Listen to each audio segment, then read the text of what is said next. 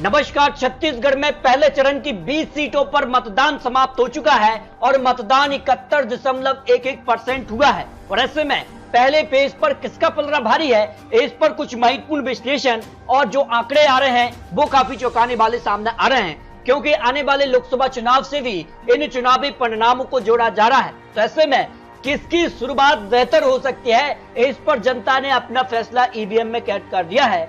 तो पहले जो रुझान है उसमें कौन परेशान और कौन खुश नजर आ रहा है, आखिर 20 सीटों पर किसका पलड़ा भारी है, इस पर कुछ महत्वपूर्ण आंकड़े सामने आ रहे हैं। क्योंकि 20 सीटों पर जिसका से बड़े बड़े दिग्गज नेता या चुनावी मैदान में उतरे, भारतीय जनता पार्टी ने भी यहाँ पर पूरी तरह से कमर कसी और बड़े नेताओं को यह चुनावी मैदान में उतारा और अपनी विकास कार्य और कई योजनाओं को जनता के बीच रखा, जबकि कांग्रेस ने भी यहाँ पर पहले पेज में अपनी पूरी ताकत झोंकी। तो क्या कुछ आंकड़ा होगा, आखिर जनता ने किसकी किस्मत का फैसला तय किया है, उन्होंने ईवीएम में कैद कर दिया है। लेकिन इससे पहले जो रुझान है, जो आंकड़े हैं, वो किसकी तरफ इशारा कर रहे हैं, इस पर कुछ महत्वपूर्ण आंकड़े आपको दिखाते हैं। अगर बात की जाए तो यहाँ पर 11 जिले और 12 सीटों पर यहाँ पर बस्तर संभाग से चुनाव हुआ, जबकि दुर्ग संभाग की 8 सीटें, कुल मिलाकर 20 सीटों पर चुनाव हुआ। इसमें यहाँ पर पुरुष करीब 19,93,937, जबकि महिला 20,84,675, यानी महिलाएं ज्यादा रही हैं। तो महिलाओं के लिए आरक्षण हो या फिर कई ऐसी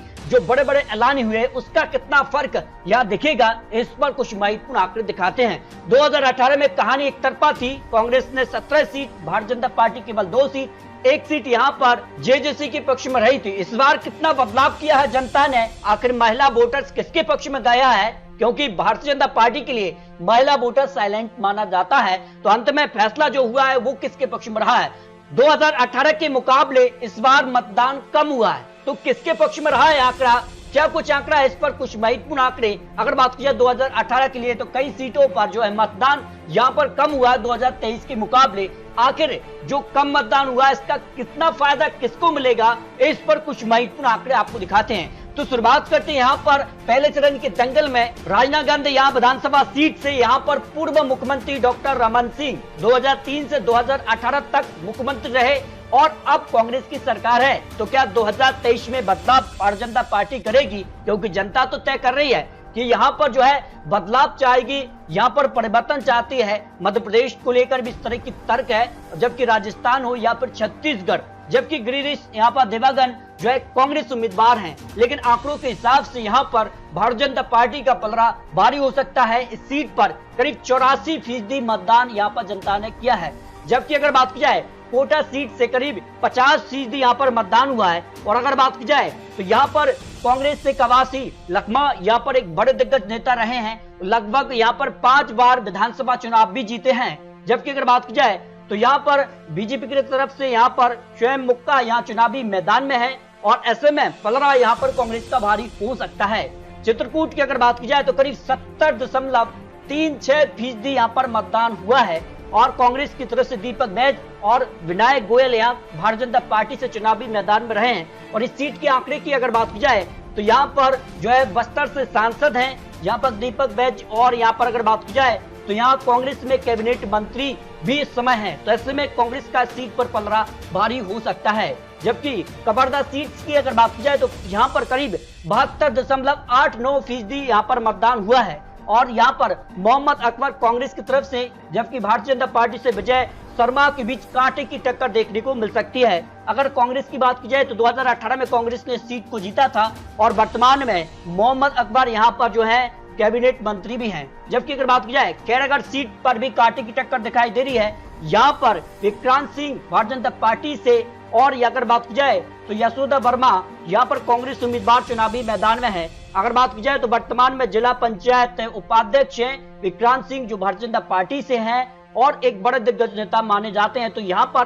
भारतीय जनता पार्टी का पलड़ा भारी हो सकता है। जबकि पंडरिया विधानसभा सीट की बात की जाए तो यहाँ पर 71.6% मतदान हुआ है और भारतीय जनता पार्टी ने यहाँ पर भावना बोहरा को चुनावी मैदान में उतारा है। और अगर बात की जाए तो जिला पंचायत सभापति और महिला मोर्चा संगठन की यहाँ पर मंत्री भी हैं। तो ऐसे में इनका पलड़ा भारी है। जबकि कांग्रेस यहाँ पर नीलकंठ चंद्रवंशी को चुनावी मैदान में है, फिलहाल कांटे की टक्कर, लेकिन भारतीय जनता पार्टी का यहाँ पर पलड़ा भारी हो सकता है। बीजापुर की बात की जाए तो करीब 40.98% यहाँ पर मतदान हुआ है और विक्रम मंडावी यहाँ चुनावी मैदान में यहाँ पर जो कांग्रेस से हैं। और अगर बात की जाए तो महेश गागड़ा यहाँ भारतीय जनता पार्टी ने यहाँ पर चुनावी मैदान में उतारा है। अगर बात की जाए तो यहाँ पर जो है 2018 में इस सीट पर कांग्रेस ने जीत हासिल की थी और माना जा रहा है कि भारतीय जनता पार्टी और कांग्रेस के बीच कड़ी टक्कर है, लेकिन कांग्रेस का पलड़ा यहाँ भारी हो सकता है। अगर बात की जाए कोंडागांव की तो यहाँ पर करीब 76.29% यहाँ पर वोटिंग हुई है। भारतीय जनता पार्टी ने यहाँ पर महिला उम्मीदवार यहाँ पर लता उड़ेसी को यहाँ चुनावी मैदान में उतारा, जबकि कांग्रेस ने यहाँ पर मोहन मक्काम को यहाँ पर चुनावी मैदान में है। फिलहाल अगर बात की जाए 2018 में कांग्रेस ने सीट पर जीत हासिल की थी और कांग्रेस के लिए यहाँ पर पूर्व यहाँ पर प्रदेश अध्यक्ष भी रहे और वर्तमान में कैबिनेट मंत्री भी हैं मोहन मरकाम। तो ऐसे में कांग्रेस इस सीट पर जीत हासिल कर सकती है। नारायणपुर की बात की जाए तो करीब यहाँ पर 63.88% यहाँ पर जो है मतदान हुआ है। और सीट के आंकड़ों की अगर बात की जाए तो यहाँ पर जिस तरह से भारतीय जनता पार्टी से एमएलए यहाँ पर 2018 में हार गए थे, लेकिन भारतीय जनता पार्टी ने एक बार फिर से इन्हीं को यहाँ पर चुनावी मैदान में उतारा है। लेकिन यहाँ पर चंदन कश्यप यहाँ 2018 में जीते थे, तो कांटे की टक्कर इस बार इस सीट पर देखने को मिल सकती है, जो अनुमान दिखाई दे रहा है। जबकि डोंगरगांव की अगर बात की जाए तो करीब यहाँ पर 76.80% यहाँ पर मतदान हुआ है, एक बम्पर वोटिंग हुई है। और यहाँ पर कांग्रेस ने यहाँ पर दलेश्वर यहाँ साहू को चुनावी मैदान में उतारा, जब भरतलाल वर्मा को भारतीय जनता पार्टी ने चुनावी मैदान में उतारा है। तो कांटे की टक्कर यहाँ पर देखने को मिली है, जिस कार का आंकड़ा सामने आ रहा है। जबकि अगर बात की जाए कुज्जी की तो यहाँ पर जो है 72.01% यहाँ पर वोटिंग हुई है और दोनों ही उम्मीदवार यहाँ पर जो है बोलाराम साहू और गीता साहू के बीच कांटे की टक्कर दिखाई दे रही है। लेकिन यहाँ पर जिस कार के आंकड़े हैं उस हिसाब से पलड़ा कांग्रेस का भारी हो सकता है। डोंगरगढ़ की अगर बात की जाए तो डोंगरगढ़ में 77.40% वोटिंग हुई है और यहाँ पर भारतीय जनता पार्टी ने विनोद यहाँ पर खांडेकर को चुनावी मैदान में उतारा है, जबकि हर्षिता स्वामी यहाँ पर बघेल को यहाँ पर कांग्रेस ने अपना उम्मीदवार बनाया। तो ऐसे में इस सीट पर भी कांटे की टक्कर देखने को मिल सकती है। दंतेवाड़ा की अगर बात की जाए तो यहाँ पर जो है 62.55% यहाँ पर मतदान हुआ है और चेतराम यहाँ पर अटामी और यहाँ पर कांग्रेस से चविंद कर्मा के बीच कांटे की टक्कर देखने को मिल सकती है। लेकिन कांग्रेस का सीट पर पलड़ा भारी हो सकता है, क्योंकि उपचुनाव में भी यहाँ पर कांग्रेस ने खेला किया था। जबकि पहले फेज के लिए भानु प्रतापपुर भी कांटे की सीट मानी जा रही है और यहाँ पर सावित्री मांडवी और यहाँ पर गौतम उड़ाई के यहाँ चुनावी मैदान में है और इस सीट पर भी बिल्कुल कांटे की टक्कर देखने को मिल सकती है। अगर बात की जाए जगदलपुर की तो जगदलपुर में करीब 75% मतदान हुआ है और यहाँ पर जितेंद्र यहाँ पर जायसवाल और यहाँ पर करण सिंह देव यानी भारतीय जनता पार्टी के बीच ये सीट पर भी कांटे की टक्कर है।